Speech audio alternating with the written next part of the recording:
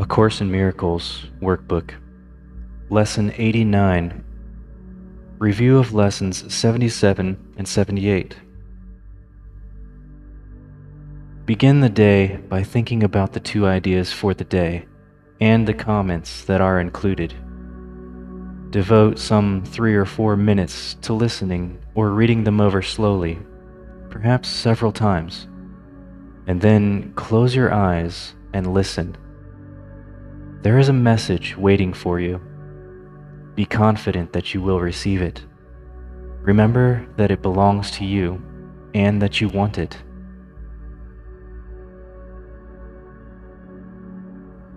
Now, devote the next several minutes to reading or listening to the two ideas for today, several times if you wish.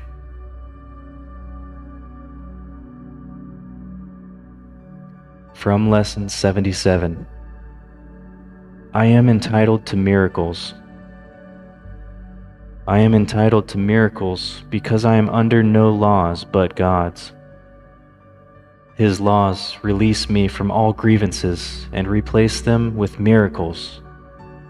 And I would accept the miracles in place of the grievances, which are but illusions that hide the miracles beyond. Now I would accept only what the laws of God entitle me to have, that I may use it on behalf of the function He has given me. You might use these suggestions for specific applications of this idea. Behind this is a miracle to which I am entitled. Let me not hold a grievance against you, Sam, but offer you the miracle that belongs to you instead. Seen truly, this offers me a miracle.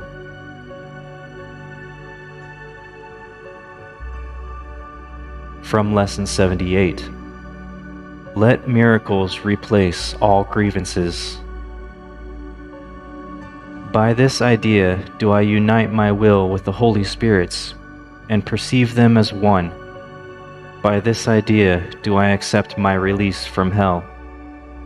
By this idea do I express my willingness to have all my illusions be replaced with truth, according to God's plan for my salvation. I would make no exceptions and no substitutes. I want all of heaven and only heaven, as God wills me to have. Useful specific forms for applying this idea would be: I would not hold this grievance apart from my salvation. Let our grievances be replaced by miracles, Patty.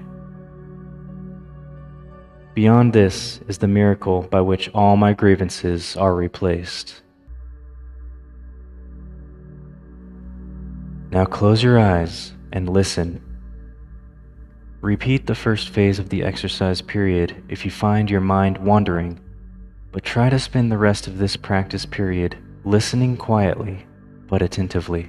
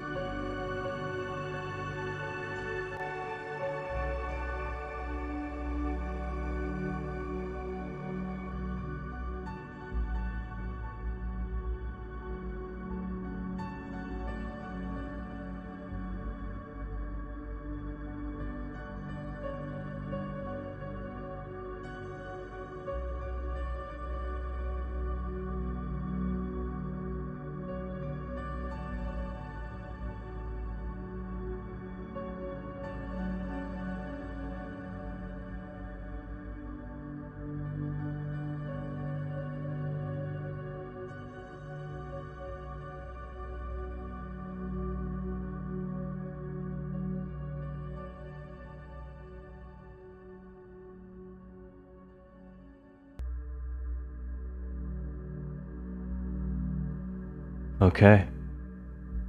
This concludes Lesson 89. Regard these practice periods as dedications to the way, the truth, and the life. Refuse to be sidetracked into detours, illusions, and thoughts of death. You are dedicated to salvation. Be determined each day not to leave your function unfulfilled.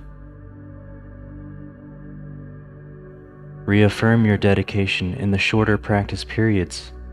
The earlier part of the day should be devoted to one of these two ideas, and the latter part of the day devoted to the other. Use the original form of the idea for general applications, and more specific forms when needed. Some specific forms are included in the comments which follow the statement of the ideas. These, however, are merely suggestions. It is not the particular words you use that matter,